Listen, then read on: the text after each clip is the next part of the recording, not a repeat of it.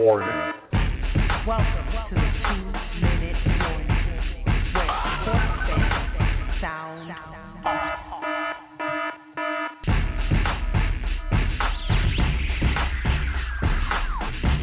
I'm trying to blow your mind. I'm talking literally blow your mind. I'm trying to blow your mind. I'm talking literally blow your mind.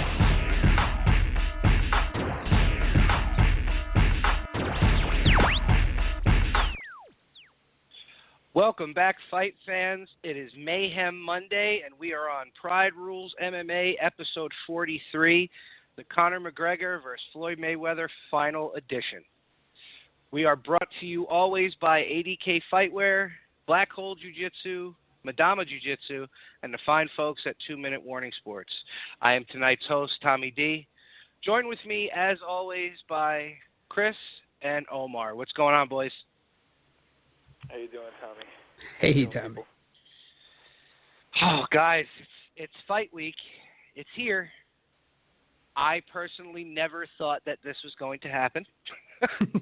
But you still don't. We Tommy. are. Don't be lying. I still You're don't. like, I still have a bad feeling. Question is, who are you rooting for, Tommy? Yes. Who's your I pick? am rooting for no one. Oh, come on. There's no way. There is no way that you're rooting for no one.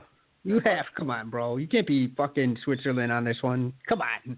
Nope. I don't really care either way. I don't like either guy. Would it be cool if Conor won for MMA? Yeah. Yes.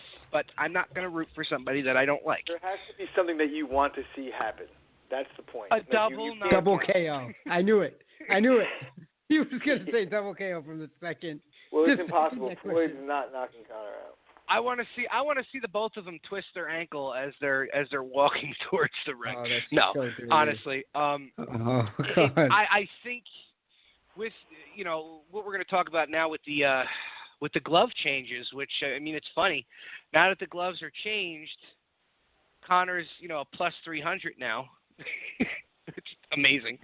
That's ridiculous. And like Omar and I had kind of talked about on the video. Now with these 8-ounce gloves, Floyd most definitely cannot let Conor land that left-hand flush on his jaw because it's basically a brick.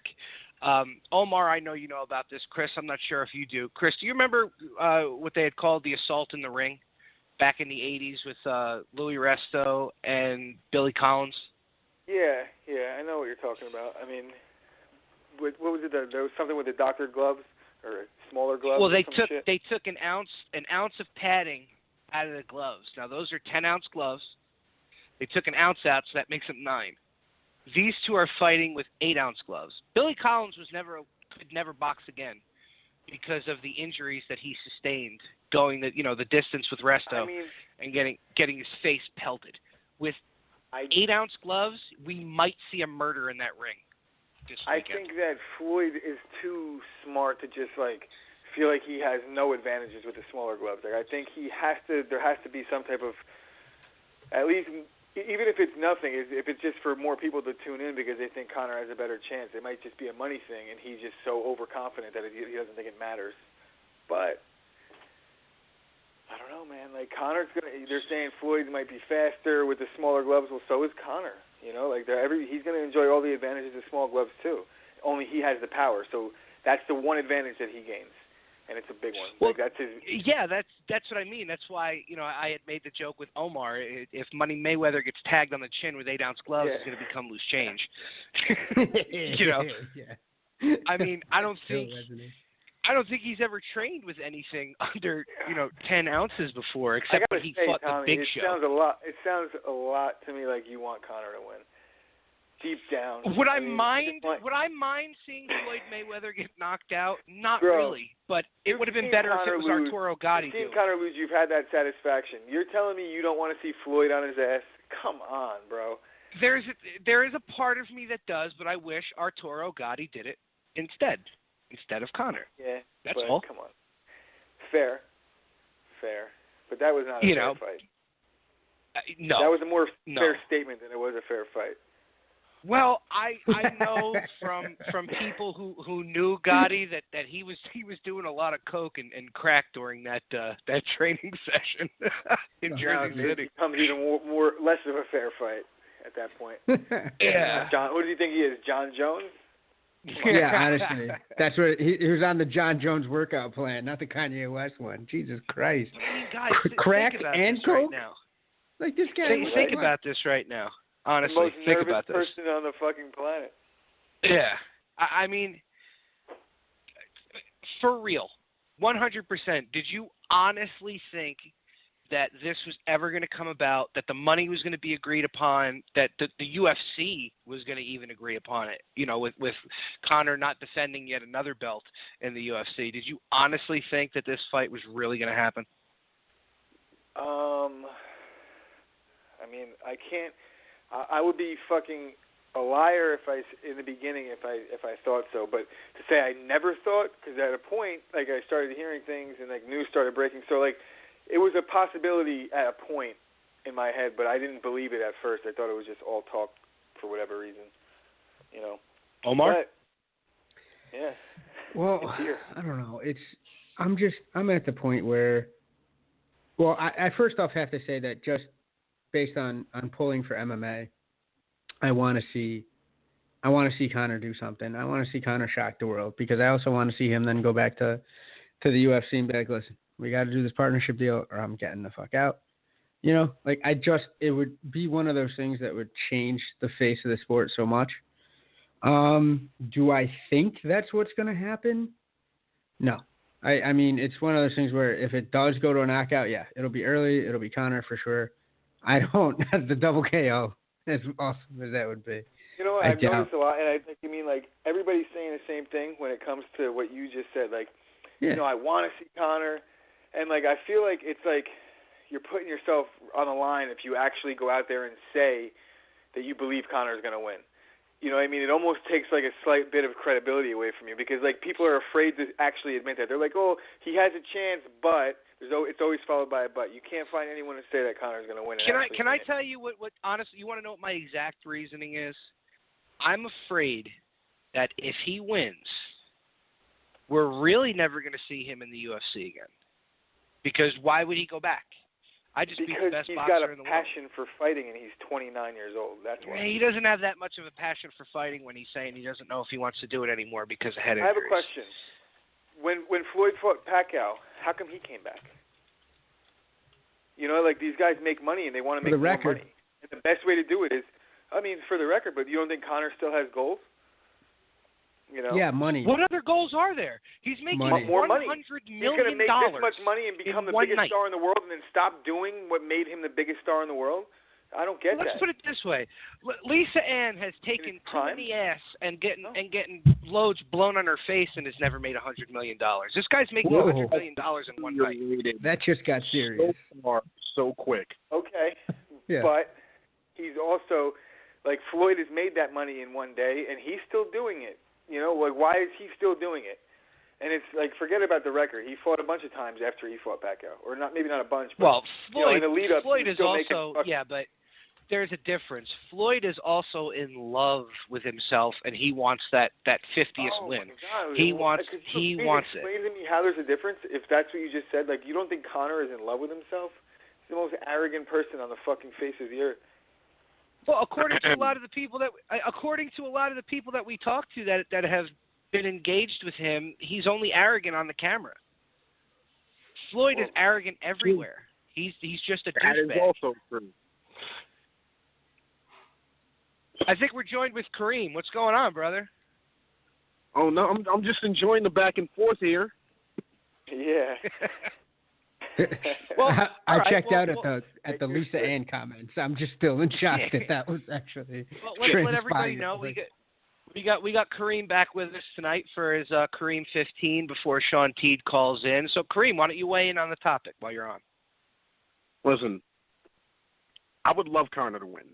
It'd be honestly for both sports. If Conor wins, until the Russian dumbass over in the UFC. Fucked up on his weight cutting again. His idea was to go back and take him on in Russia. That would have been a huge event. more eyes on the sport. If he wins in boxing, maybe some other guys from the UFC want to go over. It gets more eyes on boxing. It gets more eyes on both, so that's good for everyone. Realistically speaking, Mayweather's going to do everything he can to pitter-pat and run off. And I don't blame him. I wouldn't want to get hit with that left either. But with 8-ounce gloves, yeah, you're right. That's exactly what he's going to do. To say that he has, I think his whole reason for going up, making the 8-ounce gloves his idea was so he seems like he's not afraid of something that he is, getting hit with that left and knocked out, and because he's probably figuring that his pitter-pat will, accumulate more damage faster if he's in and out over the course of the first, 4 or 5 rounds. And then from there, maybe he just fucking coasts, tags him whenever he can, and stays on the outside. But to say that he has no chance, to say that Conor has no chance, to say that Floyd can't or won't be knocked out if he gets hit with that left is asinine. I think only a person with no combat sport experience or knowledge of any sort would say something like that. It's ridiculous. Yeah, I agree with that 100% because it's still a fist fight at the end of the day. Yeah, they kind of I don't know. I love the idea of the 8-ounce glove because now we're going to have, we could potentially have one of the biggest upsets in boxing history.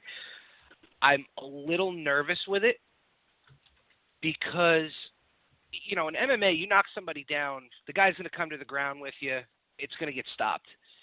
In boxing, you got the standing 8 count, which means that person can just continually take punishment throughout every single round. Now, everybody's so worried about CTE and brain damage. I mean, look at Tim Hague. Perfect example. And they weren't using 8-ounce gloves. Oh, Jesus. Leave the man alone. We can't look at him. I'm not saying anything wrong. I'm just saying it's surprising that, the Nevada State Athletic Commission actually decided to drop the weight of the gloves with, some money. I'm just saying. Yeah. That's all it is. It's a fucking money grab. Yeah, they're not going to tell Floyd no to anything. Exactly. He runs Nevada. If sanction the fight in itself, it should show you something about it. If it was Conor that suggested it, Mayweather in his camp would be calling him all kinds of dirty, scrapping for any fucking advantage he could get. But because it comes from Mayweather, everyone agrees with it. And you see, Conor was, overly nice in his response where he, I think he tweeted out to the commission, oh, thank you for, allowing us, this allowance with using the smaller gloves at the higher weight and all. Because he knows. He knows, man. That just made, something that he might have been thinking, this won't be the easiest thing in the world to do, but I can do it, just became a world easier for him. Now it's if he, I'm telling you, man, if he touches Floyd once with that left and wobbles him, even slightly, he doesn't even have to knock him down. If he just touches him with it and wobbles him slightly, Floyd's going to spend the rest of the fight wondering how to avoid that left, as if it's the only, as if the straight is the only punch he throws with it, and it's not, and as if he doesn't even have a right hand.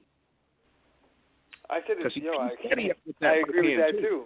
He better not just watch for the left the whole time because that'll be a mistake too.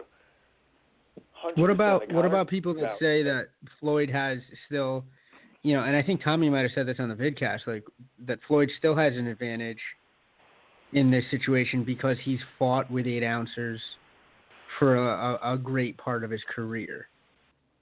I want to get your guys' take on that. Well, I don't think so. There's a point and a counterpoint to everything. I guess, that's what I said early on.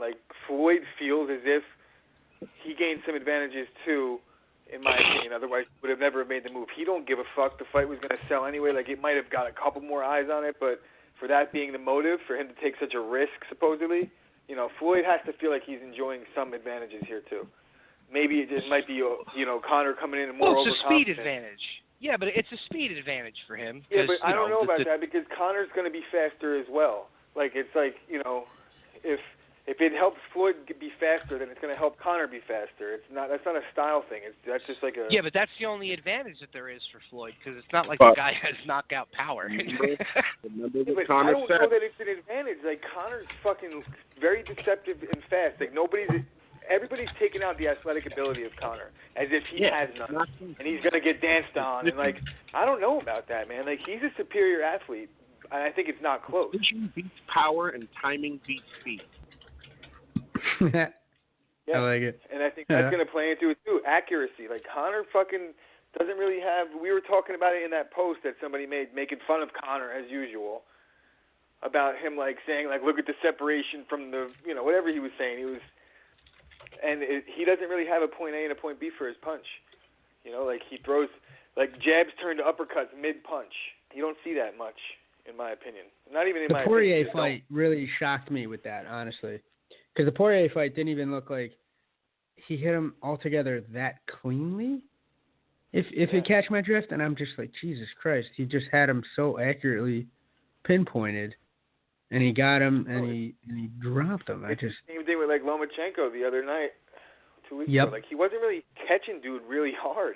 He was just there every single time the guy moved his head. There was a punch waiting for him. It was just too much. It's like he's fighting a jacket. Well, it's like Jeremy Horn said about Conor. He does the basics perfect. He doesn't do anything that's out of this world. Everything that he does is just it's pinpoint and perfect. That left that hits, it's there's like a target on the guy's jaw. You know what I mean? When he throws it, he doesn't. Is that admiration? Anything.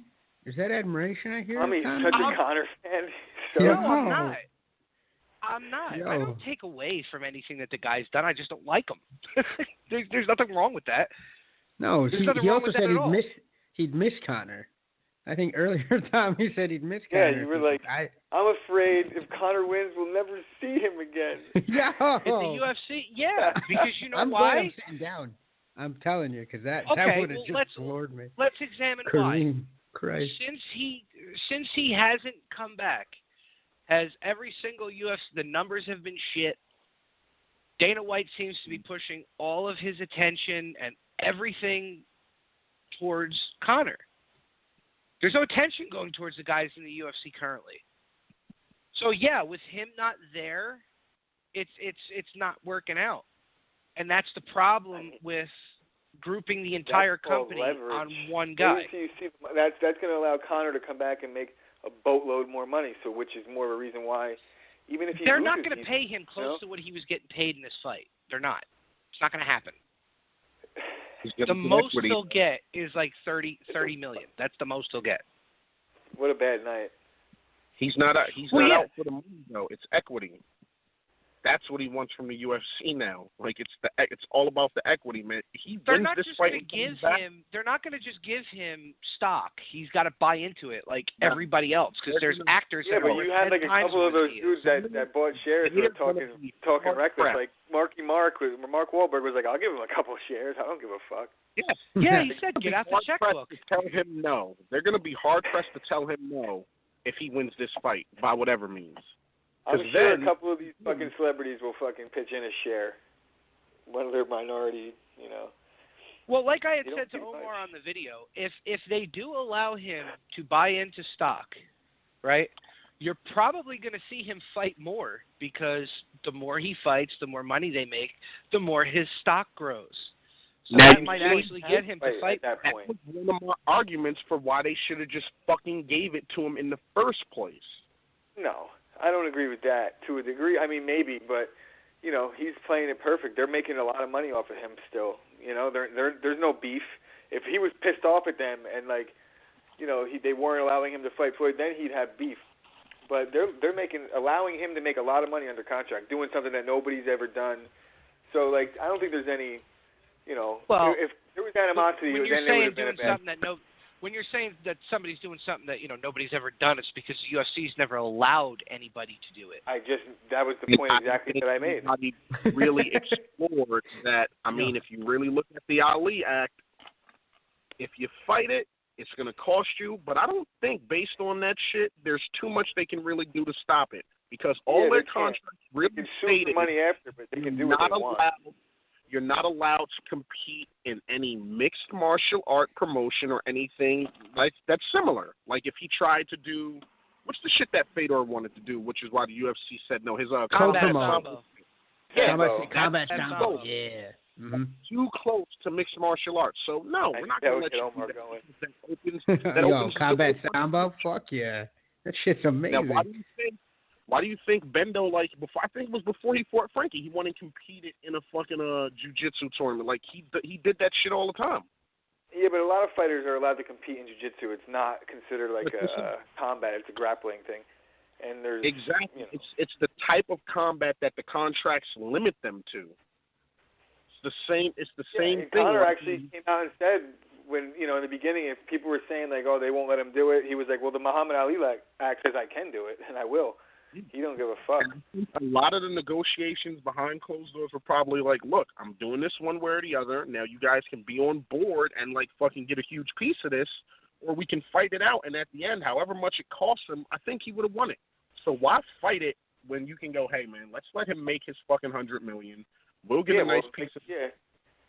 And that's more of a reason why he's got no issue with them, because they let him do it.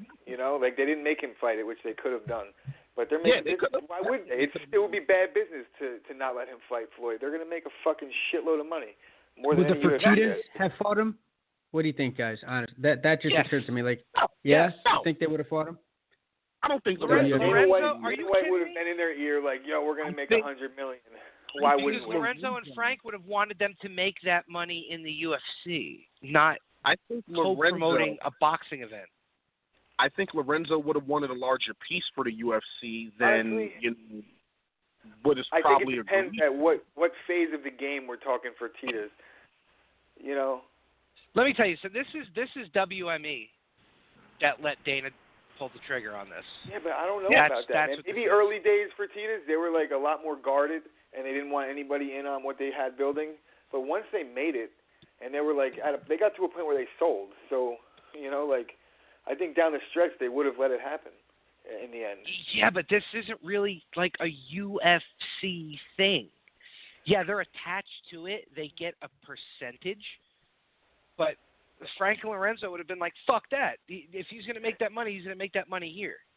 It's like more. It's bad business to turn down $100 million. I don't give a fuck if you're, it won't be a UFC thing, but if Conor just, God forbid, goes out there and knocks dude out, then it becomes a UFC thing.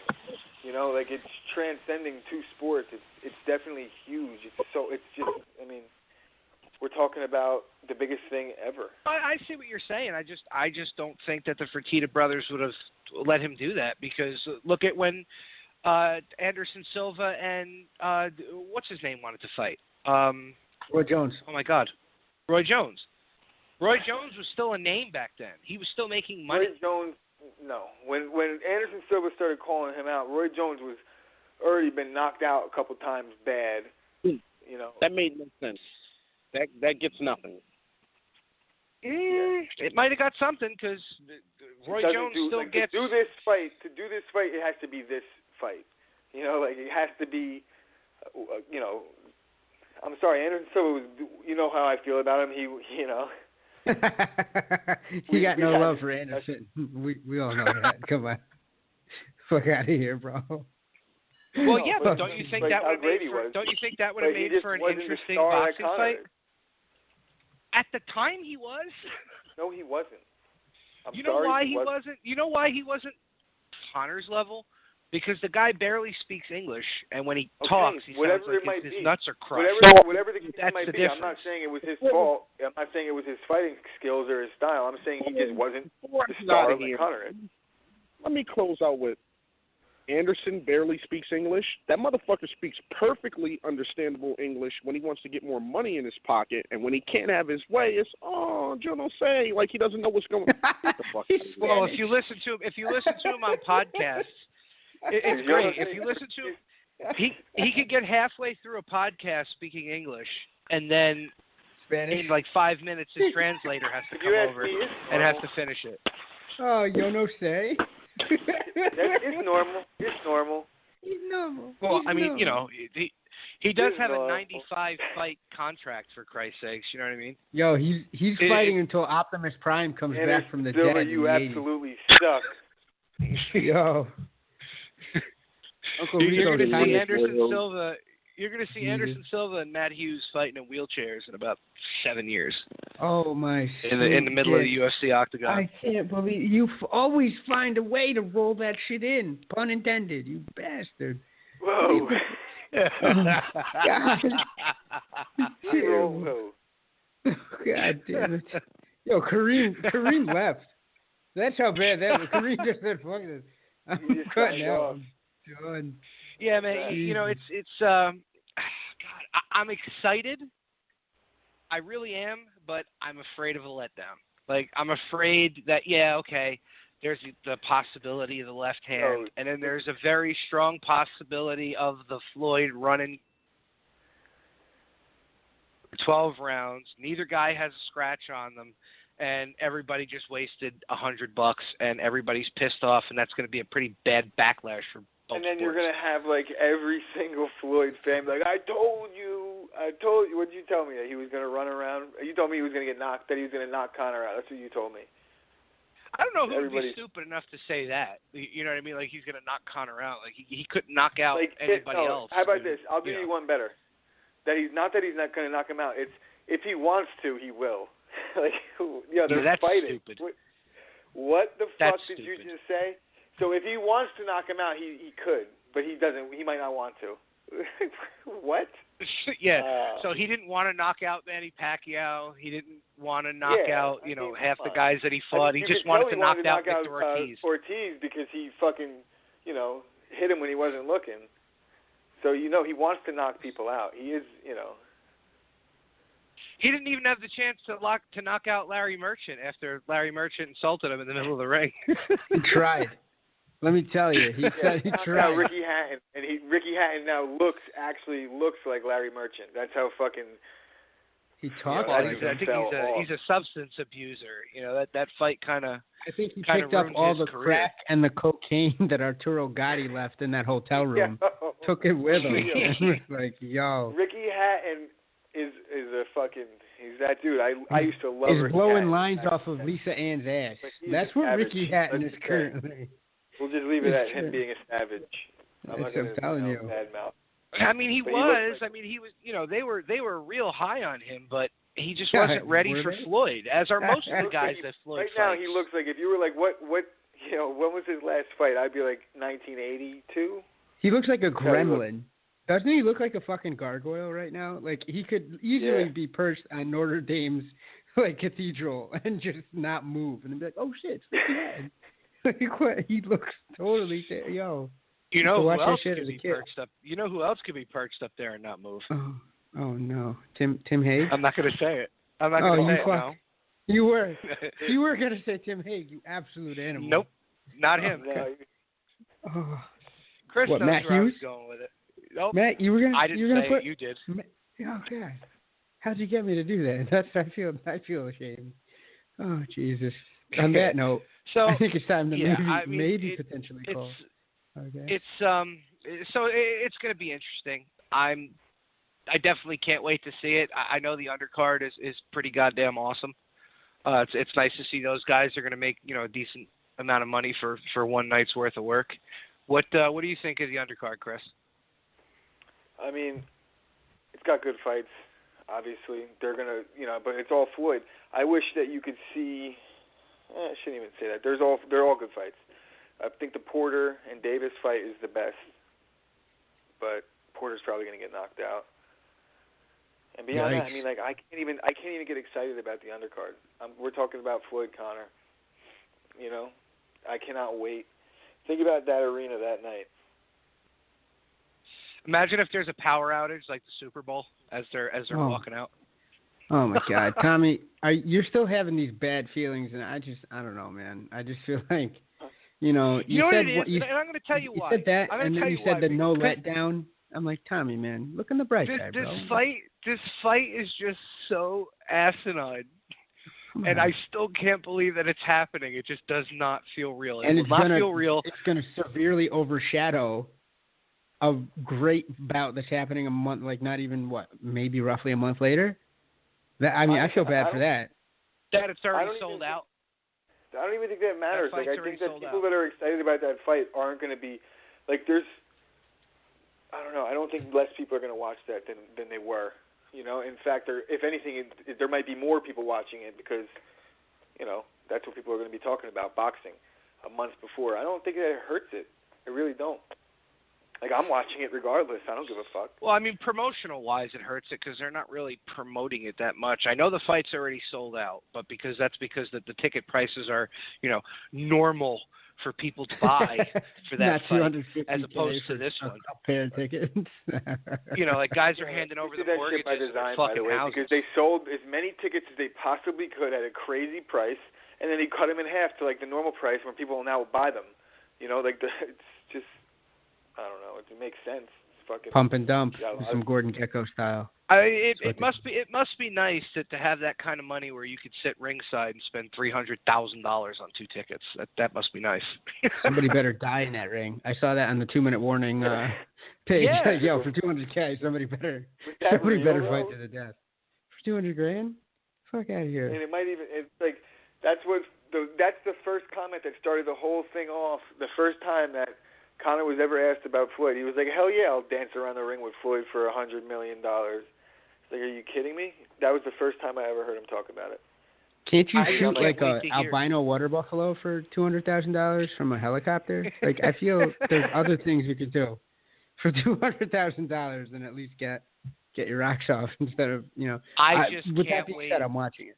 I don't give a fuck. I can't wait to see what the actual pay-per-view buys are going to be. I don't even think these numbers are going to be able to come out for at least a week and a half after the fight for the actual numbers for the pay-per-view.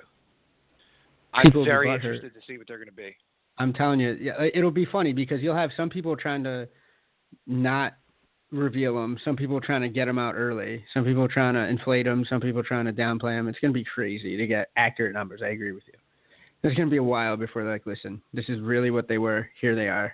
And then calculating the money, Well, it's just like like Eddie had said when he was on, and like I have said before, like with these prices that these bars pay, you're looking at probably like for a TGI Fridays with the capacity that they have, they're probably paying like $2,500 to $3,000 for the pay-per-view because they pay by capacity. So that's people sitting in the bar as well as the people sitting in the dining rooms and eating. It's just crazy to me. I'd pay $3,000 not to eat at a TGI Fridays, though. That's just me. But that's what I'm saying. Like places like that are getting the fight, and they're not even a fucking place that's known for that. Like people are just going there to eat. People are gonna be like, "Where's the karaoke on Tuesdays?" Hold on a second. Yeah, what the fuck? Yeah, they're gonna be like, "I thought there was line dancing on Saturday." Hold on, I thought there was Josie Quest. Is there gonna be a cover? Yeah. There almost has to be. There almost has to be a cover. I know know a lot of people these places at town bars. If there's suddenly a cover at your local watering hole, like you walk into Murphy's, right? Not really, dude. A with a regular UFC, like from when I was bouncing at a bar, like the regular UFCs, they charge you like $5. A lot of it is to weed out the shitheads. A lot of it. But for the most part, but, I mean, we're talking about TGI Fridays, dude. Yeah, but bro, you're talking about the shitheads. You're not going to have anybody there. Yeah, but you're also talking about this fight being, it's $100 for you to buy at home. So would you rather spend the $20 to get into a TGI Fridays to watch it and maybe spend $40, $50 if you're sitting at the bar or you're sitting there eating as opposed to spending $100 at home? You know what I mean? But I'll pay $200 to pay a hobo to burn down my local TGI What I Fridays. think is there's going to be some if they're charging a cover, which I don't know that they are, but if they are, I think there's going to be some pissed off people that just went there fucking high as hell that wanted to get a fucking appetizer or like 5, and they didn't want to fucking they don't give a fuck like about my man the from fight. The Office. Just want to eat some apps, just sitting there mingling, cafe disco, like oh shit. Oh, I love it. Yeah. It's phenomenal. Oh, we'll see. We'll definitely see. You're going to charge that dude a cover to fucking eat his appetizer? We're trying to get our man on the phone here. Hold on. Hello. Shawn? Hello. There we go. Yeah. All right. Hey, everybody, we have CFFC heavyweight, Ricardo Almeida, purple belt, Shawn Teed on the line. What's going on, Shawn? Hey, how you doing, man?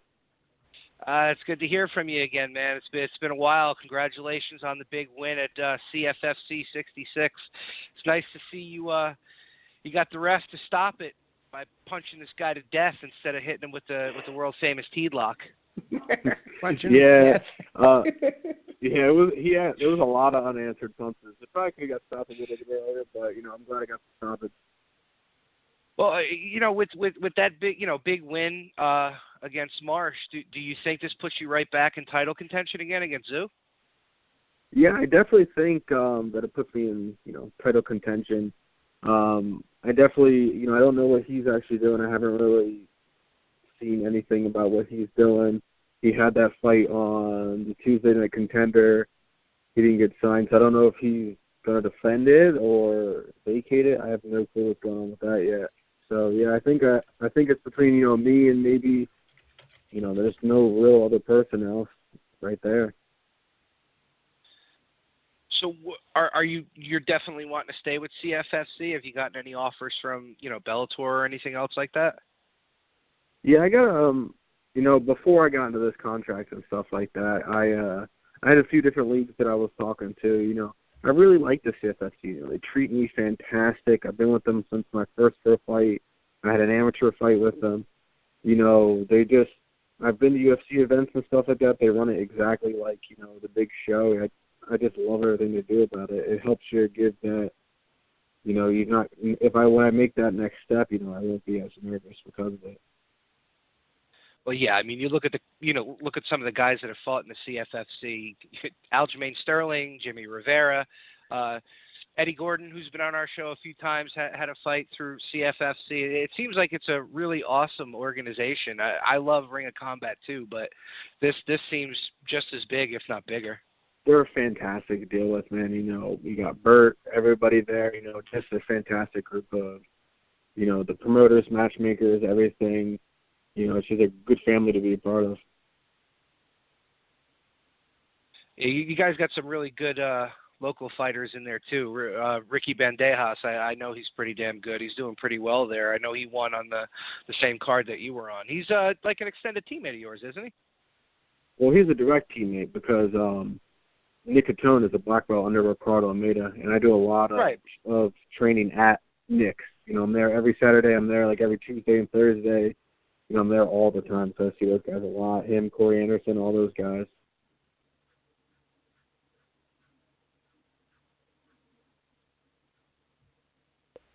Well, that's good to hear, man. So what's next? Are you looking for another fight, or are you just having fun, just relaxing, teaching? Nah, I'm teaching, but I like to stay active. I don't really like to sit on the shelf, so. I kind of have it open. I'll fight anybody. If I don't get a title shot, I really want to get on this December card at the Borgata. I just hate staying on the shelf. I like to stay active. I like to fight as much as I can. Well, and don't take any offers from Bellator because that's everybody's complaint. I know Royer McDonald's looking to leave because they're just leaving him on the shelf. Yeah, I don't like doing it. My biggest gap between fights has been like 4 or 5 months, and that whole time I've been like stir crazy. It was a big thing about when I was like amateur. I had like 13 canceled fights. I had fights that were canceled like the day before. I was always in training camp. I just hate it. That's why, with the CFFC they have so much to pull from that from Alliance MMA. They got 2-3 backups now lined up for fights because I've had opponents drop out a few days beforehand and stuff now, so it's super good for me. Yeah. It's funny that you mentioned that about the amateurs because I remember one of my teammates he was fighting for Ring of Combat in the amateurs and a lot of his fights got canceled. Not even like the day before, the night of. Like right before the weigh-ins. Is that something that happens a lot with these amateur organizations now? Well, the thing is that there's no real repercussions for it. You sign a contract to fight as an amateur, but if you don't, it's not like you guys are fighting for a paycheck or anything. If you didn't sell any tickets if you're a guy from out of town, it doesn't even matter at the end of the day. No, that's rough. That's rough. I mean, it sucks because, first of all, as an amateur, you guys aren't getting paid. So you went through that entire training camp, and then the night of the fight, you're you're just in street clothes and you really get nothing out of it. That's tough. Yeah, I actually had that almost happen my very first amateur fight.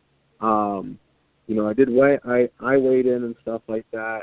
My opponent was like 2.5 hours late, and then then the actual owner walks up to me in the bathroom and goes, "Hey, your guy's here, but we have an issue. He's 15 pounds over limit for heavyweight, and he can't cut the weight because it's more than 3% or 2% or something." And I was like, "Yeah, I'll take the fight." And then, so I ended up actually winning that fight, but like that fight almost didn't happen because the guy was late and he didn't care about his weight. He was super overweight. 15 pounds over. What was the heavyweight weight limit there? No, it was 65, and he walked in at like 280 plus. No, he didn't give a fuck, Sean. He was coming in like, "Yeah, I'm not on my nutsack. Like, it's over." Yeah, he was just and like, then he went and ate. He went and ate, and then came back with like Popeyes. It was like the craziest thing ever. So he just didn't care at all. Was he Johnny Hendricks' teammate? Is that what that was? Yeah, right. Yeah, it was Ricardo. Juani my Hendricks. God. It was his Puerto Rican cousin. It was Juani Hendricks. Like, what? Yeah. Did he smoke a cigarette at the weigh-in too? Like, what? That was bad. He had like a flannel hat on. Yeah. He was completely scumbag Steve. Like, he's just showing, "I got this. I'm going to be 300 pounds when we play. Oh, by the way, my name is Dan Bovic." I picture like Bam Sean's like, Bigelow right now. Yeah, exactly. Yo, Vader was coming in. Like, "I got this."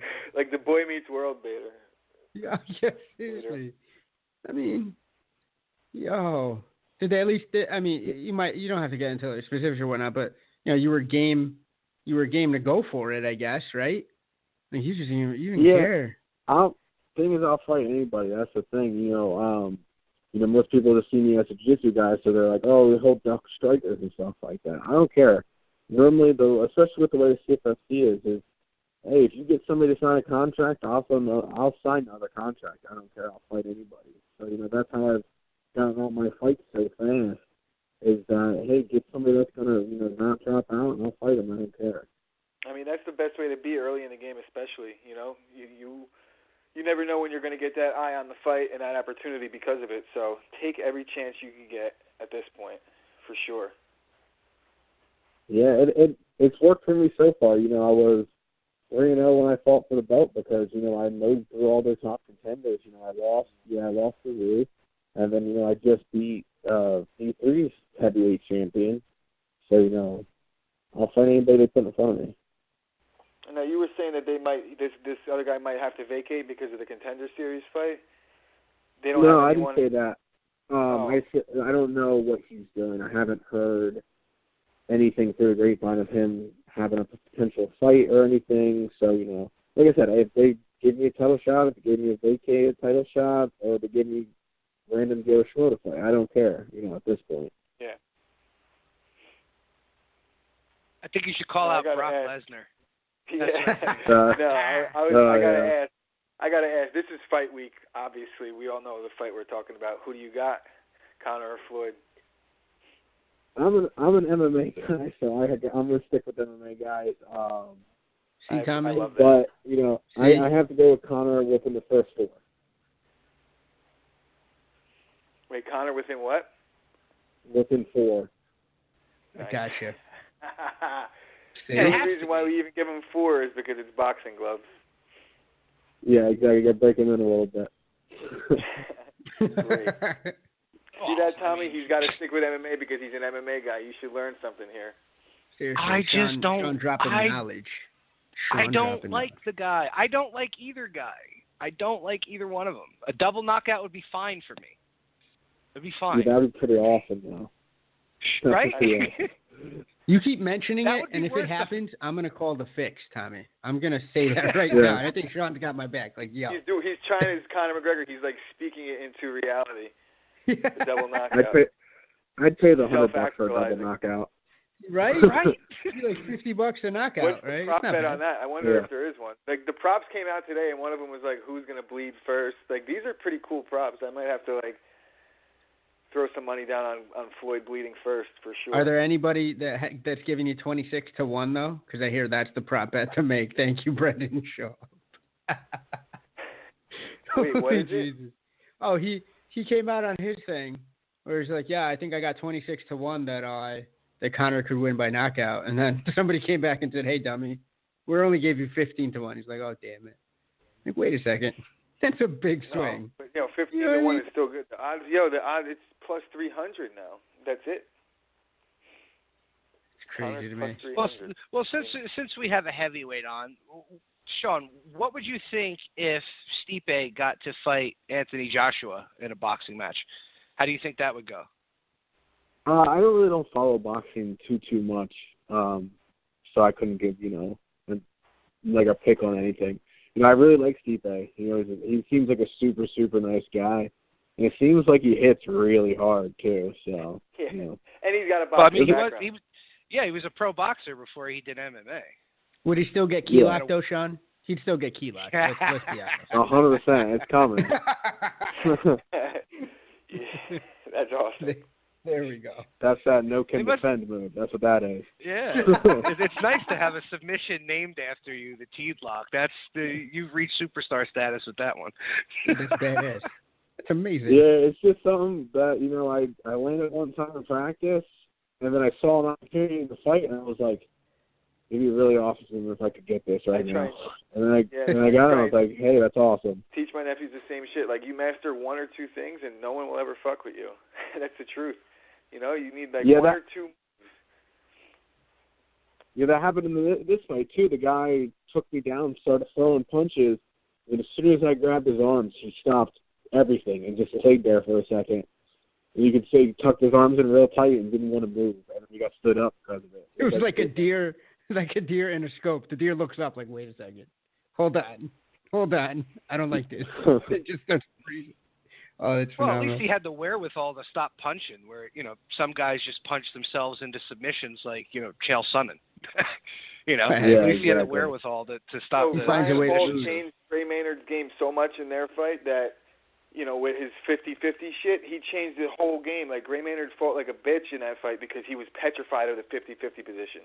He just completely took him out of all his offense. So when you have something that's that good, it really is a game changer, man. It really is. In my opinion, at least. Yeah, when I fought John Romero, I was getting him into it, and I could hear his corner was right next to us, and they were like, "Don't you get caught with that bullshit, Kimura? It doesn't even work." And then I got him, and like 10 seconds later, I was like, "Yep, it does." I hate when people say a Kimura doesn't work. That is so goddamn painful when somebody could put it on. And I mean, it's an easy way to rip somebody's shoulder right out. I don't know why they would say something that's stupid. Say that a Kimura doesn't work. Oof. I mean, it's just from such an awkward angle. That's why people say it really doesn't work from there. But hey, if you get it, you get it. It doesn't matter from where you are. Well, it also helps when you have one of the best in jiu-jitsu teaching you jiu-jitsu. I mean, come on. So, how are definitely your leg helps locks? a smidge, yeah. How are your leg locks being with that team? That's what I want to know. Yeah, leg locks are really good. I haven't had a bust that out yet. You got Gary, all those guys, even Dante Rivera. His leg locks are ridiculous. But getting him in a leg lock, like, I don't even know. I think I'd rather leg lock an elephant rather than a leg lock Dante. It's terrible. Well, please thank Gary from me for beating delusional Dylan Dennis once again. Please thank him from me. I can't stand that guy. Cannot stomach him. I wish the Blast could get his hands on him just once. I'd love to see it. That's murder. You're wishing murder on somebody, Tommy. Like, really, bro? Well, he's so disrespectful. Let him do this. Don't let him bring you into this, all right? You're going to catch a charge. You're putting blasphemy on this. Come on, bro. It's just the guy's so disrespectful. It's just it's sickening. It really is. I mean, the things that he's been saying. Well, the things that he's been saying is pretty bad. I mean, it's a good thing that Tom is level-headed as he seems, and he goes on the video to tell the guy off instead of punching him in the ear at Polaris. Yo, if a guy trying to mess you up at a Walmart can't get you into a fight, speaking of Tom DeBlass, then I think he's okay. Yeah, that was one of the best videos I've ever seen in my life. Yo. Yeah, Tom is like one of the nicest guys that you'll meet. He's super, super nice, but yeah, I don't understand why people try to talk crap like that. I don't understand it. I don't have that personality, so I guess I won't ever understand it. Well, I don't think there's going to be too many intelligent people who are going to talk shit to a guy who's a heavyweight fighter. just putting that out there. With a move named after him, with a silver bullet already in the chamber at all times. He's like, yo, bro. Really? With the silver bullet reference. There you go. There you go, buddy. Come on. Hey, people do it all the time, man. They think, I've landed a few fights now, and people still swear, they're like, you just get lucky in all your fights. Well, that's why I'm glad I finally got a TKO, because I'm like, yeah, I'll punch you in the face now too. What are you gonna do? Yeah. Yeah. So tell us what set up that beautiful TKO. So he went for a takedown, and I ended up going for a little just side to side hip toss, and we landed side to side, and I bullied him into the fence, and then I hit him with a really hard uppercut, and I think he didn't see the punch coming, so it really hurt him. And then he rolled over, and I got my hooks in, flattened him out. And I think by the time I flattened him out and started throwing punches, it was 27 punches or something like that. Good God. Yeah. Jesus. Yo, did you yell "Tiger" when you threw that uppercut? Because it sounds like you just no absolutely... one finds you out and has you like that. It's tough to go out that way. 27? That's the most painful way.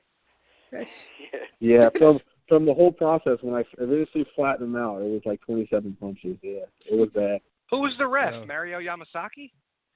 No, it was weird that he went into the fetal position and wasn't trying to It's not like he was out there all to the head. He went into the fetal position and just was covering his head. He didn't even try to move anything. It just was eating him right on the side. The glove was there.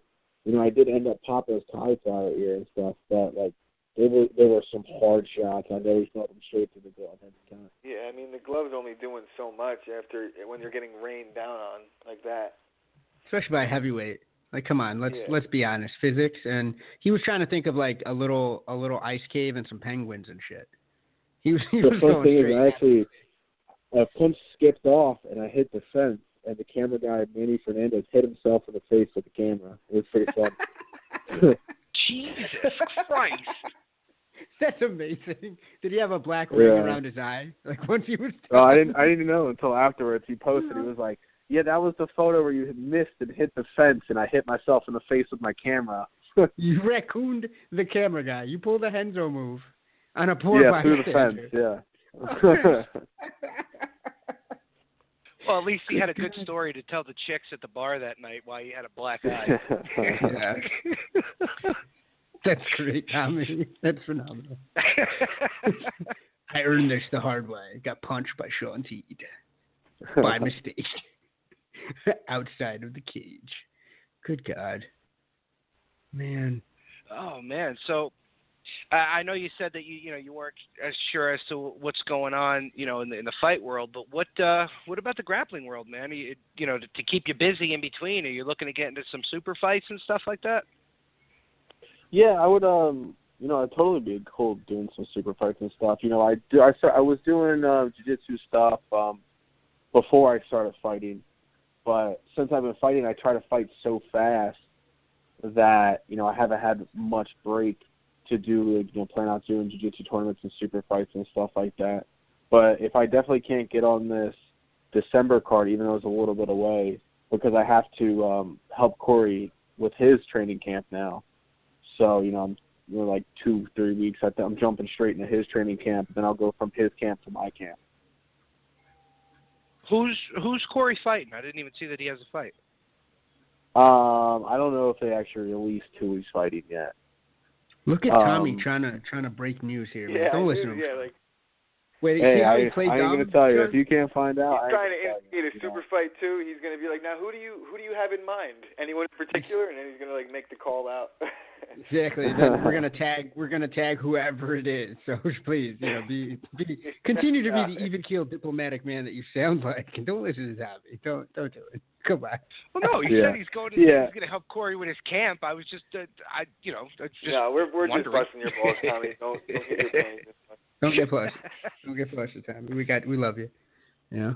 Yeah, don't get me in trouble. I'm sure it's going to be. Well, I'm sure they're going to give him somewhat of a big name because he's got a really, good following right now.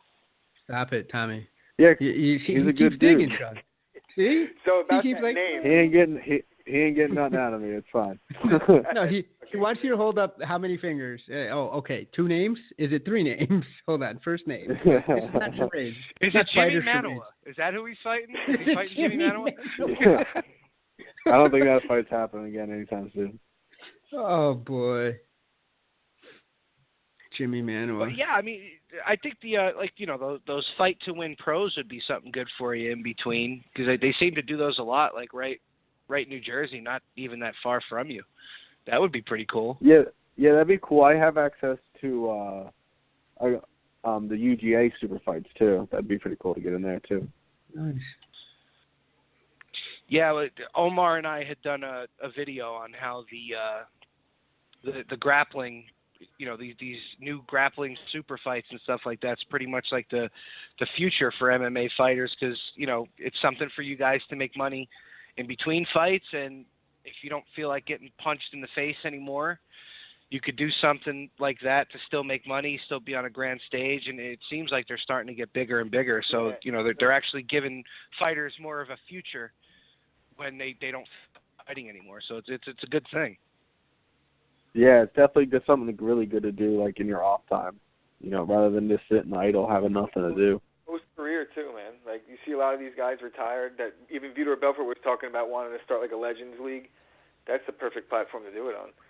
The grappling stage. Be more likely to get guys that are, a little past their prime that don't want to take the brain damage anymore. Speaking of the Legends League, Sean, who do you got? Renzo Gracie or Anderson Silva? We're trying to settle.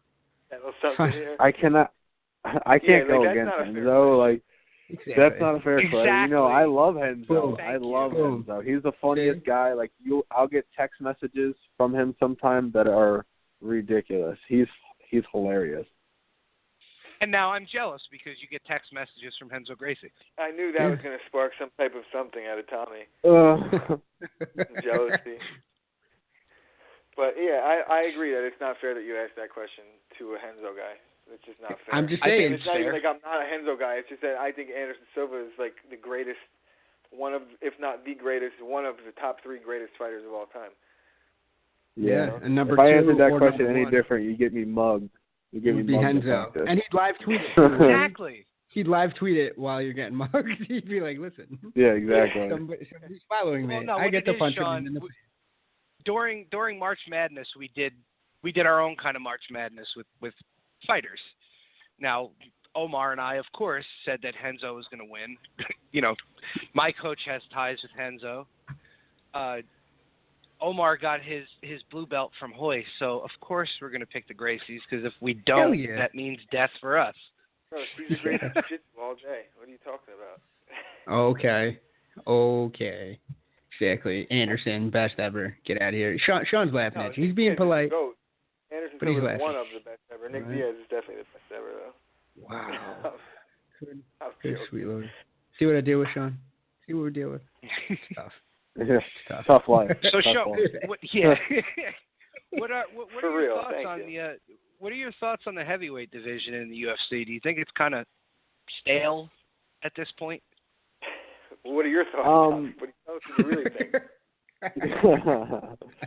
Yeah, I definitely think they need to spice some stuff up. Like I actually went back and looked. They haven't done like a heavyweight Ultimate Fighter since Big Country was on there. And, they don't seem to be recruiting a lot of heavyweights. I don't know why. I think everybody loves to see, a good heavyweight fight. But I think it's hard just to not find, big, out-of-shape, guys that just want to throw punches and don't want to do anything else, that don't gassing around. So, I think that's the big stipulation nowadays is that, that's super hard to find. Yeah, well, it's just like guys. Derek Lewis eating ribs before he's going out there to fight. Like, what the fuck was he doing? talk about, 280. He gassed out after the first round. And this guy's ranked number 5 in the world. Well, going off what you just said, it's just like you and I had talked about on Steve's show, where they had Carl Robertson coming on there as a light heavyweight, and when he won, Dana wants to make him a middleweight. Why would you not keep the guy in the weight class that he's comfortable in, that they need more fighters in for light heavyweight? I don't understand what's going on. It's almost like they're trying to do away with the heavyweight division and light heavyweights. It's just not making any sense. I don't know. And then they were talking about maybe, adding these other weight classes and stuff like that. I don't think they actually know what they want to do right now. I think they're worried about other weight classes, but then there's certain weight classes that, are on the opposite side of the spectrum. You got like Mighty Mouse's division that, he whoops everybody in that division. And they don't like focus on that. So it's like two opposite sides of the spectrum where they don't pay. Like, really little guys and really big guys seem to get like no love. Yeah, unless you're Brock Lesnar, and then you come out and you're allowed to do juice, you're allowed to do all these crazy things, and the UFC will give you what you want. But that's really the only one that really holds his own cards out of the heavyweights. Even the champ doesn't get much say. Which is a shock, considering the fact and it's a shock because Stipe knocks everybody out. You know what I mean? Like, he does not have a boring fight at all. He knocks everybody out.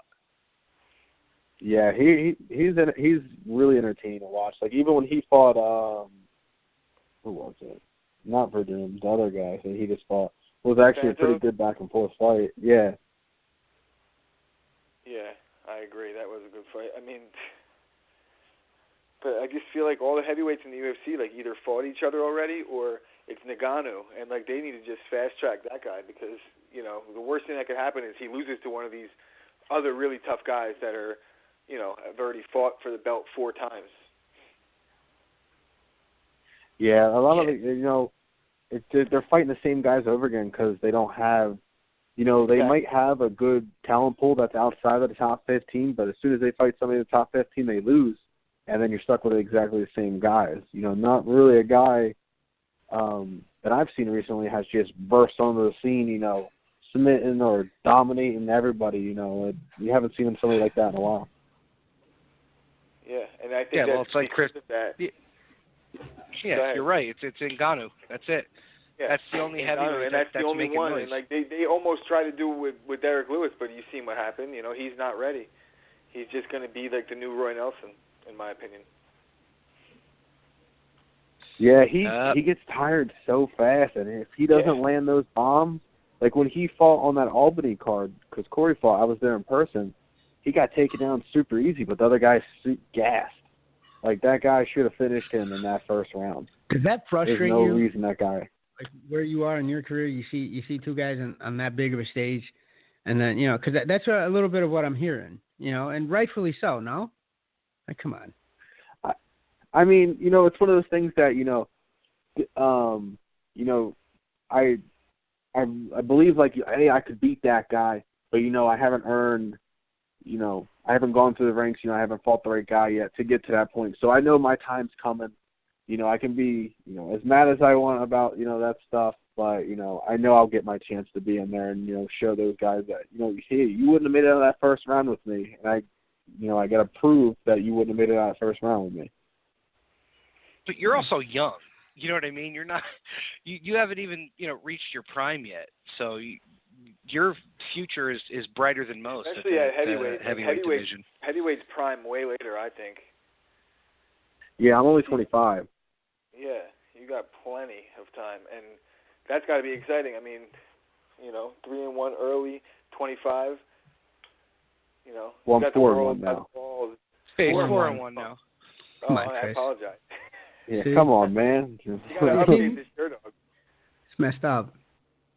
Shirt Dog needs to update its stuff, all right? I got the inside track with Tommy helping me out. It's like, he's for add that win. But, man, Shirt Dog be sleeping on Shawn Teed. They finally just added a profile picture for me. I requested it after like my first fight. They finally got to it. So they're a little slow in the draw sometimes. Yeah, like how hard is it? The only source back in the day. Right. But yeah, they were the only show in town back in the day. But how hard is that, Shawn? Like, just get a photo, right? Get your photo up there. They still have my teammate Mike Elshamy's nickname as the Nature Boy when that's not even his nickname. So they're just so far behind the 8 ball. All right, so we established that no more Sure Dog.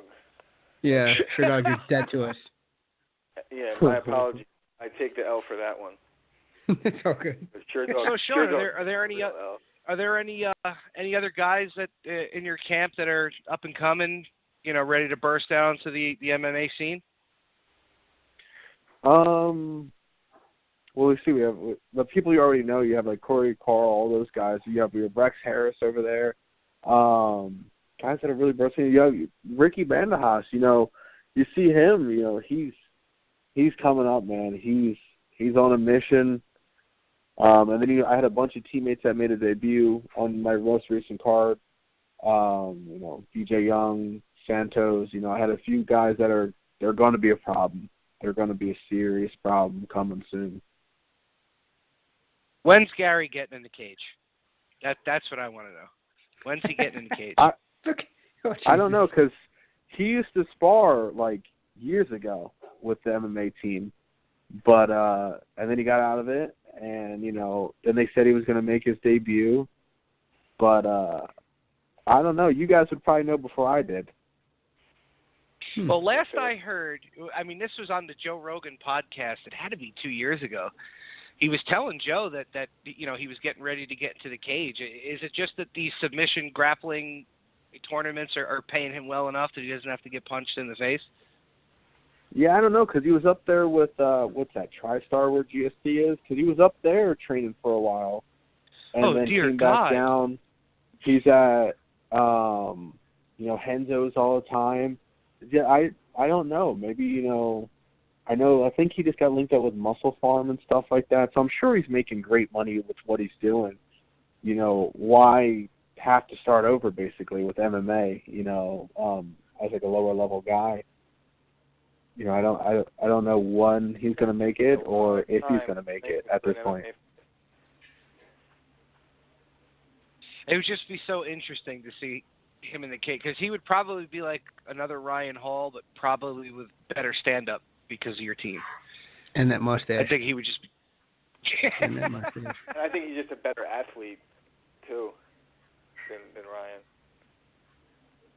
Yeah, I don't think he would just run out there and back flop onto the mat trying to get him. I think he would actually try to set him up.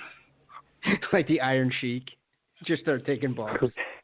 just like, hey, I'm going to make you humble. Give me a leg. Go fuck yourself. Iron Sheik. He just... I don't know. It's weird with Gary. He just seems to find those leg locks anywhere. He just seems to find it anywhere. It's amazing to watch him grapple. I'd love to see him in the cage. Yeah, it would be very interesting to see if that leg locking, how efficiently it transfers over. Yeah, they should have Dylan Dennis and him fight in Dennis's Bellator debut. That would be. I was just about to say that. There you go. Start tweeting it out to the world. There you go. Yeah. Piggybacking off of that, Shawn. So when you were developing the jiu-jitsu game, was it always with MMA in mind? So did you gravitate towards that key lock because of the control? Because I heard a little bit of something there with your approach to you don't think if that leg lock game is going to translate. Were you always with that game is going to translate into the cage sort of approach? Well, not that it wouldn't translate. They'd have to change some different things because you can't sit there wrapping up somebody's leg, looking up at them down the gun barrel, as they would say, down the like where somebody would punch you. But like when I first got into jiu-jitsu stuff, I was a wrestler. I played football in high school and stuff, and then I got into jiu-jitsu. I actually never ever thought I was going to be an MMA fighter. It was cool. I had teammates that were doing it. That's when Ricardo was in the UFC, you know, doing awesome things. You know, I was looking up to these guys. I never once thought I would be an MMA fighter. And then one day Ricardo looks at me and goes, hey, would you want to take MMA class? You know, I think you have good potential. And, you know, then that's the story. You know, that's how I got into MMA. I started doing that, and I fell in love with it. You know, so I fell into it by somebody seeing that I had talent in something that I didn't know I had. Oh, wow. That's awesome. Coming from Ricardo, that speaks volumes. Yeah, I was going to say, man. Coming from him. That's a hell of a story. One day when you're the UFC champ, we could be like, yeah, we had him on. He was humble beginnings. Yeah. Yeah, it was never that thing, you know, I was never that kid that was, you know, a bully or anything, you know. I was, you know, when I first started training, you know, I was a big fat kid. I was 340 pounds, you know. I was 6'5", so you didn't really tell, you know. I was just a big, fat, you know, chubby kid, you know. And then I lost a bunch of weight, you know. I started fighting and stuff like that. You know, I still play video games to this day, you know. I still stream video games and stuff like that. So I'm just a very athletic, nerdy guy. I love it. That's phenomenal. I'm a very athletic, nerdy guy. That makes for a dangerous person. That's what that makes for. It makes for a dangerous person. It's always the quiet ones you have to watch out for. Yeah. Yeah, I agree with you totally on that. It sounds like you're living the dream, man. You get to go train with a bunch of savages, you know, learn from the best, and then you get to go home and sit and play video games. I'm kind of jealous. Yeah, I got to go home and play with a bunch of friends on, you know, World of Warcraft and Players Unknown Battlegrounds, you know. You know, my girlfriend's a gamer and stuff like that, so, you know. Oh, that's the jackpot. Holy shit, dude. Yeah, I just said he was living the dream. I had no idea. So, it was like, you know. Yeah, so I had a bunch of really good things happen in my life. You know, I've been very, you know, very blessed in my life to have, you know, the team I have, you know, the support system I have, you know, my girlfriend, my parents, you know. When I looked at my parents, and, you know, when I was 17 or 18 and said, you know, hey, I want to be a professional MMA fighter, you know, my dad looked at me and goes, okay, well, you're going to try to be the best MMA fighter you can be, you know. So I was lucky to have a support system like that behind me my entire career. You know, my dad's actually in my corner when I fight. He was my wrestling coach when I was younger. You know, I'm a super family guy. So your girlfriend is behind you for the fighting. She's a gamer just like you. I think you need to marry this one. Just saying. Wow. I know. She's listening right now. Don't tell her that. Come on, man. That's twice that he's trying to get you in a jackpot here, Shawn. I got your back. Don't listen. Well, right, actually, this Saturday is actually our 5-year anniversary that we've been together. Well, congratulations. Oh, wow. Congratulations, man. Well done. Yeah.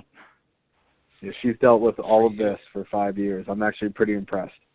Yeah, that's ride or die right there. It's a keeper. Absolutely. Before you were key locking motherfuckers. Yeah, exactly. Does she train with you at Ricardo's? She doesn't train with me at Ricardo's. Actually, she does take my MMA and jiu-jitsu classes over at the gym I teach at, and it's on boxing MMA in Delran, New Jersey. So she does come over there and train with me. I teach a small group of people over there. This is just you got to get her into the jiu-jitsu. You got to get her into the she's a unicorn, for God's sake. She does. Yeah, she's behind you in your career. She trains with you. What? Jesus Christ. If she's ever made you a sandwich even one time in your life, man, you better lie. She is the unicorn. Yeah.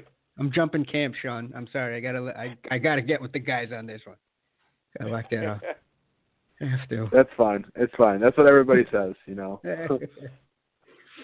Nice. I don't disagree. But it's nice when they train with you, but it's not nice if you roll with them and then you beat them, because like my wife didn't talk to me for a week the first time we rolled together. That's a no-win situation. So there's no win. Yeah, no, it's not.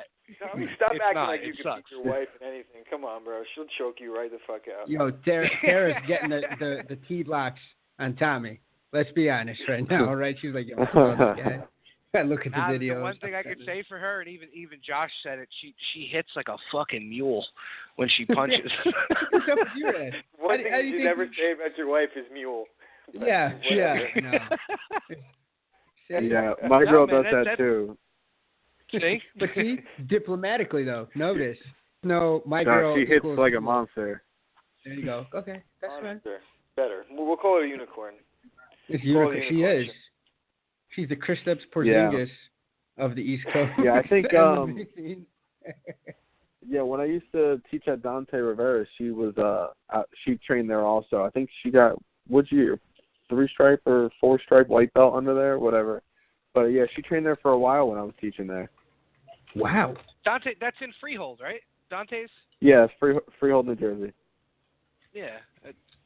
There was when I lived in an apartment complex, there was a guy that was living in there. He trained at Dante's too.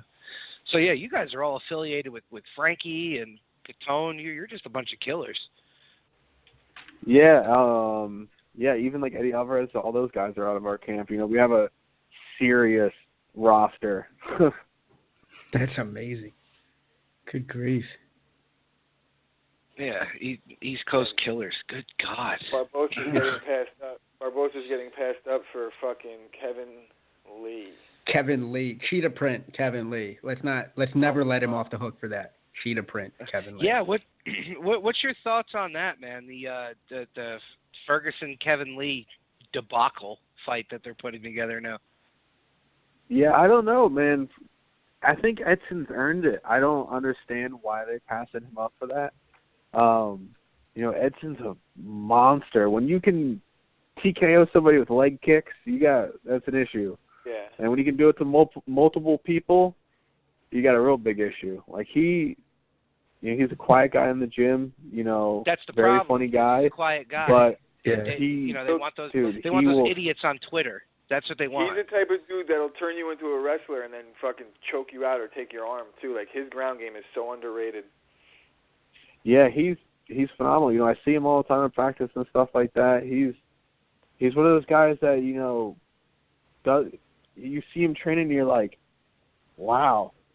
And then like it's kind of weird to say, but he like is so physically fit, it's like embarrassing to everybody else. It's ridiculous.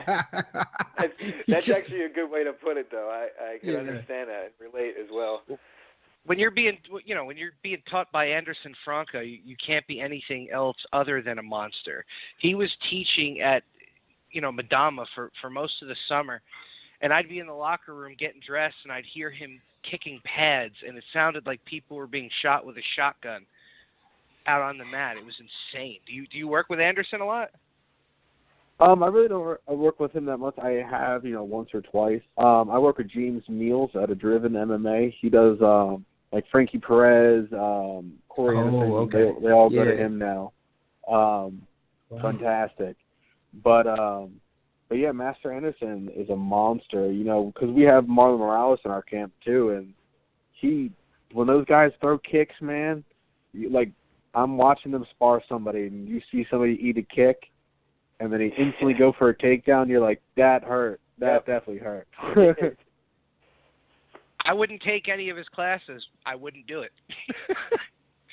I wouldn't do it. He just throws people through the ringer. It's insane. It's absolutely you couldn't pay me to have insane. that guy to leg kick me. Shit. No, I wouldn't want to take a leg kick from that guy. It would be ugly. It would be 100% ugly. I don't know, so you man. give him a high five. You give him a high five and go cry in the locker room. That's what you got to do. But you know what it is with him? He's such a nice guy and so respectful to everybody that he meets. It's I don't know. He's like that one guy that you sit there at the bar that you look at him like, yeah, I think I could take that guy until he kicks your jaw off. You know what I mean? Like that's Anderson. Yeah, it's the same exact way with Henzo. He's a littler guy. You wouldn't really think much. You think, oh, this is just some Brazilian guy, and then you roll with him, and it feels like you got like a mattress on top of you. You're like, how is this possible right now? Nice. It's trying to put you to sleep, coincidentally, right? Like the whole time. Yeah, mattress that's gonna choke you. Yeah. Well, I know I wouldn't want to take an up kick from him. That's for sure. Oh, Lord. Yeah. Dude. Exactly. Let me ask you, Shawn. Like piggybacking off of that, we're sitting here. I think we're all firmly in agreement where Edson is getting passed up. There's a couple of people, quite frankly, in my opinion, that are getting passed up for that shithead Lee. However, is it ever anything that's made you maybe think about reconsidering your stance on kind of how you lobby for fights, or is that just never on the table? What do you mean, like just like how be it more of the promote extrovert? getting Like, fights? you see Lee getting something. He's wearing cheetah print. He's calling out Chies's mom. Chokes him. He paid Mario Yamasaki to end that fight early. He gave him the envelope. He went the whole 9 yards. You know what I mean? Like, do you ever think? In other words, like how everybody now talks shit. Yeah. Even though there's not their style, just to sell fights. That seems That's to be the norm. That's just not my style, though. I've never been about that. Yes. I've never had any hard feelings towards my opponents and stuff like that. I'll shake your hand afterwards, be totally cool with it. Like, I don't have an issue with anybody. Like, that's the thing. A lot of people got to hate somebody to fight them. Hey, your name just came across my desk. That's not my fault. I'm fighting you for a paycheck. That's it. I want a bigger paycheck at the end of the night. Right now. Oh God, you sounded like an assassin though. Your name is got pulled. Yeah. And no emotion attached to this. It's this. I'm not an emotional fighter. I've had opponents. Every one of my opponents say they're gonna put me to sleep. Every single one. I don't think I've had one that didn't say they were gonna put me to sleep. And would you expect anything less at this point in the game? I mean, these guys are stepping in a cage as well. They have to be confident as well. Exactly, because I'm thinking the exact same thing they're thinking. I'm thinking this guy got nothing for me. I'm going to mop the floor with this guy. And they better be thinking the exactly same thing, or it's going to be a short night and it's going to be a crappy next day for them. That's my personality. Everybody at this level thinks that they're, hot to trot. They're the best thing, ever. So, that's the type of mentality you have to have. But I don't have to hate you to fight you. That's the thing. I'm it's weird to call yourself a nice guy, but I'm a nice guy. I don't have to dislike you to fight you. I don't really care humble. At the end of the day You're if humble. you don't like it. That's what it is. He's humble. I think it was Eddie Alvarez who said, you guys you all share the same dream, and it's like I believe I could beat you. You believe you could beat me. So let's see. That's the beauty of it. You get to find out.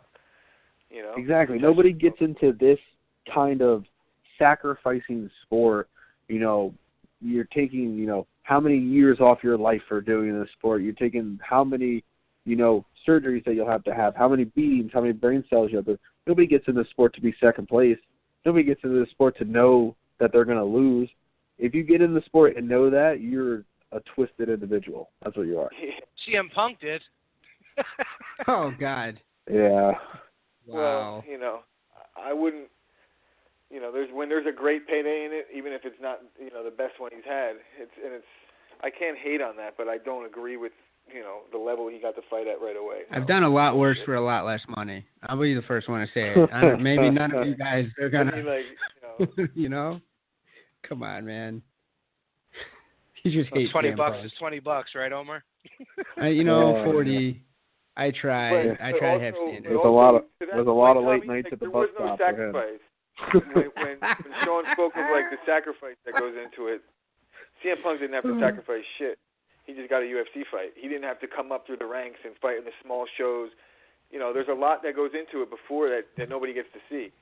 We notice these guys on the big stage, but they all they all had a tough road ahead of them in the beginning. At least most of them. But doesn't that piss you off, Shawn? Because me as a fan and also someone who trains, and I see you guys coming up the hard way, doesn't it piss you off that this guy got an opportunity just because of his name? And he and a quarter of the work that you guys have. At the end of the day, it's a business. If you already got a fantastic name, but the thing is that he had a big name and didn't do anything with it. Like Brock Lesnar had a huge name and did something with it. So that's why I don't think he'll ever fight that level again. because, you know, it's that one and done right there. That's what it is. You have a crazy name. If you don't get in there and instantly prove yourself, nobody's going to want to see you anymore. Yeah, you don't want to go out there and be the joke. Like, he already was halfway a joke to people as it was for doing it, but I also gave him respect. But now I don't want to see him. What are you going to see? You know, you're going to see the exact same thing against a trained guy. Like, there's just no chance. Exactly. And, you know, you're good. You can go. No, go ahead, Shawn. What were you saying? And I said, you know, and he fought Mickey, which is, you know, I've known Mickey. You know, I've seen my fights. I talked to him. You know, we've trained together at different camps and stuff like that. And, you know, he called out the right guy. And, like, you know, that beating would have been even worse if he would have got, like, a top 10 guy. Like, he would have got completely and utterly embarrassed. You know, he did him a justice by choking him. You know, if somebody else probably would have went in there and just, you know. That was mercy. He could have done what he wanted. Yeah. Like when Randy Couture fought Tito Ortiz and slapped him on the ass and stuff like that. Like, somebody could have went in there and brought that for 3 rounds and just beat him senseless the entire time. You know, he mercy killed him. He got in there, did it fast, choked him. You know, somebody, you know, that had a chip on their shoulder could have dragged it out super long and just completely and utterly embarrassed that man. I like what Nate Diaz said. Of course, I'm going to go with the Diaz reference, but he was like, that guy doesn't even get to fight me. He's like, I can't just go join the NBA because I want to play basketball. Like, you know, like you got to, you know, like this guy, I wouldn't, he's like, it's a joke that anybody would even call him out. But I get, you know, an up-and-coming guy, it's different. Nate's established. Of course he's not going to call him out, but a guy to get his name out there, it's a different animal. Like, you know, it's a business to these people, too. Like, you're your own brand when you're a fighter. So you have to treat yourself like a business. So I think it's a good move, but I respect Nate's stance on it as well. You know, like at the end of the day, yeah. Well, the reason why I think it's messed up because, you know, one of CM Punk's biggest gripes was how when he was coming up in the wrestling industry, he had to ride the towns and he had to pay the dues and stuff like that. And he was perfectly okay with just walking into the main card of a UFC pay-per-view event with 0 experience, you know, 0 amateur record, and he gets right onto a main card. Yeah, he was fighting a guy that had 1 fight in the UFC, but Mickey's amazing at jiu-jitsu. So it's like Eddie Gordon said when he was on the show. It's like, you know, the guy won the bad lotto. You know, I think it's pretty messed up. I never liked it. You know, that's my stance on it. I think it was disgusting. Do you agree with me? I hated that it happened. Like how I turned that into you. I do. I mean, it was great for Mickey Gall, but it was kind of like a spit in the face of the fans. You know what I mean? Like, you could have easily put that on a fight night and been fine, not on a big pay-per-view. I don't know. That's just the way I feel. I was okay with its spot on the card. It was like, what, the first or second fight on a big card? That was fine. Nobody paid for that card for that fight. No, there's a lot of wrestling fans that paid for that. So they wanted to see their boy get the shit beat out of him. Sean's like, yup, because everybody knew that's exactly what was going to happen because Mickey's in. Oh, everybody knew he wasn't making it making it far. Is this almost like, is this how we sound to boxing fans this week? Oh, I guarantee it. My boxing coach is out of the gym that I teach at, and I hear about this fight every day. Are you still going to teach here after McGregor gets his ass whooped? Like busting my balls over it today. It's pretty funny. Like, I've had to box boxers because they say like, no, the question can't box. Is, are you going to teach here if the other one happens? If the boxer gets knocked out, then what? Hey, I got $100 riding on it right now, so I'm fine with it. Good for you. Is it at 26-1 or is it at 15-1 or is it just? I wish it was 26-1. Oh my God. Oh, that'd be phenomenal. We'd be pooling money like it was Powerball. Like, yo, let's just let it ride. See what's going on. You mentioned you're a gamer, and I have to ask. So you mentioned World of Warcraft. Now you see a guy like a Demetrius Johnson, ham it up on Twitch, Is that somewhere that fans can follow you as well? I mean, because he's making some paper off of that stuff. That's kind of where I'm going. Yeah, he actually he makes pretty good money off of it. The whole live streaming thing with gaming is really, with over the last 2-3 years, has exploded. There's people on there that are making hundreds of thousands of dollars a month now off just playing video games and stuff. It's crazy. I don't have Koreans that are much making time to mad money. invest. Koreans are making crazy cash off of that stuff. They really flat out are. They're funding militias against North Korea off of money that they're getting from esports. They're like, yo, just in case, we're building a bomb shelter. No, seriously, man. So with really good internet. We're gonna put some fucking video games in that shit. Actions per minute, like crazy. Like, how are you? Isn't it like nuclear winter over Seoul right now? How are you even getting this connection? Why am I lagging? And this bastard's just roasting me, right? Like, it would Omar's still probably. nerding out with Shawn. 1,000%. 100,000%. I'm just saying, I'm trying to get this man a Twitch sponsorship, some Twitch dollars, because dude said gaming. It's like, yo, get this guy paid. I really like gaming. Like, that's the biggest thing I lack in is like reaching out to sponsors and stuff like that. I have a hard time issue with that. I just have a hard time asking people for money. I don't like it. It's weird to me sometimes. Well, let's do it. Let's do it on your behalf, okay? Anybody out there that that thinks this MMA thing is going places, which I think a lot of people would agree with, give a shout out to our boy Shawn, man. He's choking. He's becoming 4-1 heavyweight. 4-1. Yes, please. Guys. Get it right, guys. And reach out. You got stuff in the works. So I'm pretty excited, man.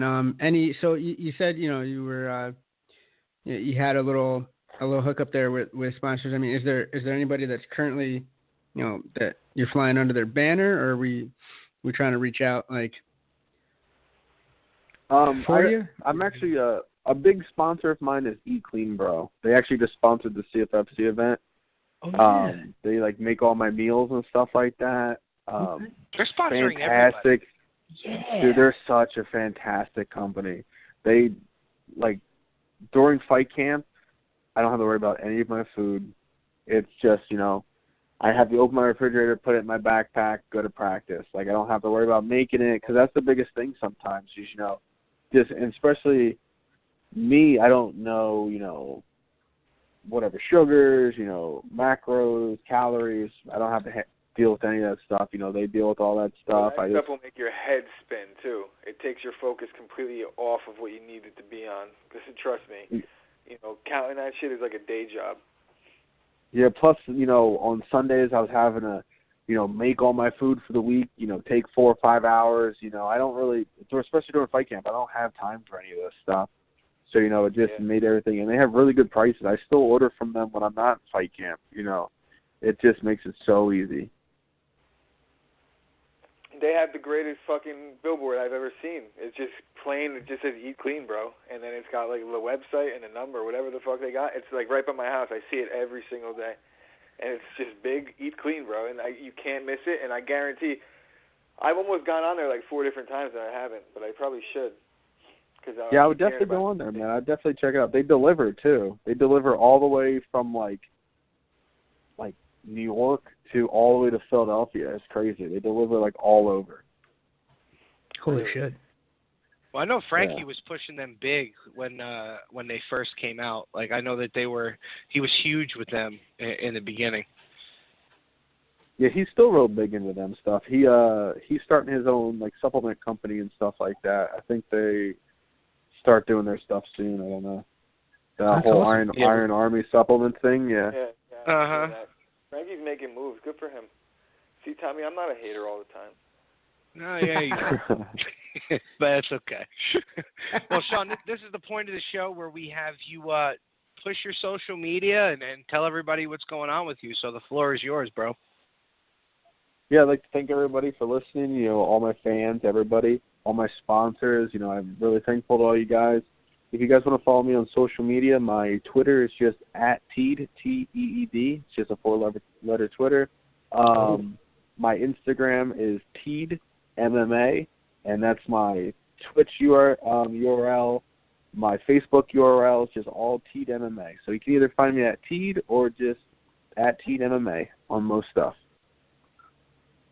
Well, Shawn, we want to thank you for taking this part of your night out. I know you were teaching tonight. So thank you so much for coming on. You have an open invitation on the show. Anytime you ever want to come on, let us know what's going on with you when your next fight is happening. You're always family here.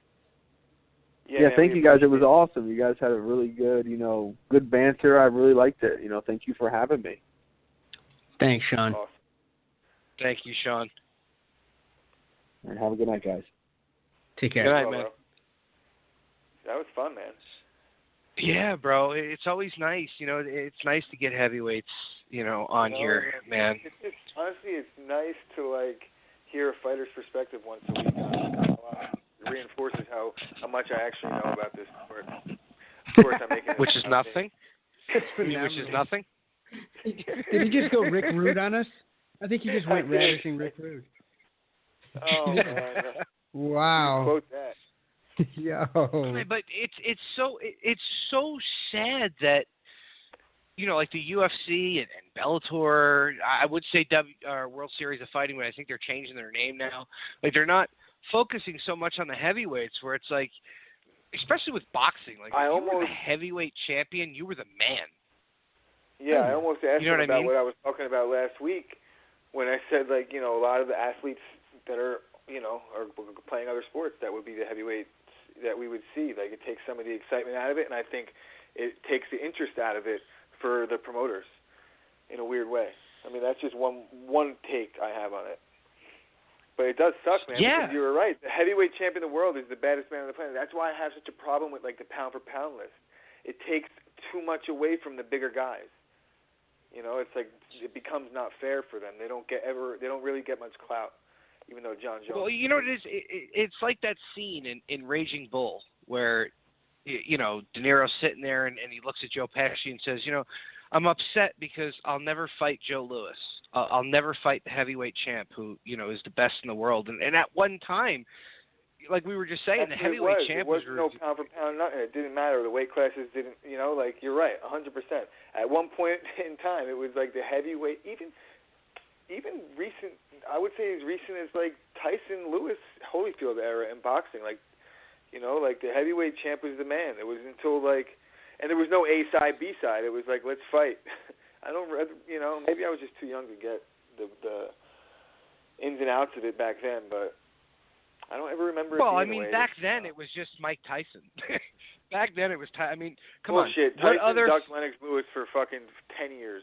I don't want to hear Yeah, it. but in the 80s, what other boxer had a fucking video game named after them? Of course. That, and I must say, one of the fucking greatest video games of all time. Yeah, we were just talking to a gamer. I think he would agree.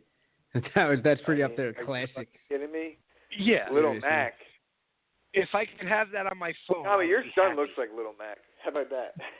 He does. Ugly as you are, He does, ugly as actually. you are, I'll give you that. You got some fucking cute kids.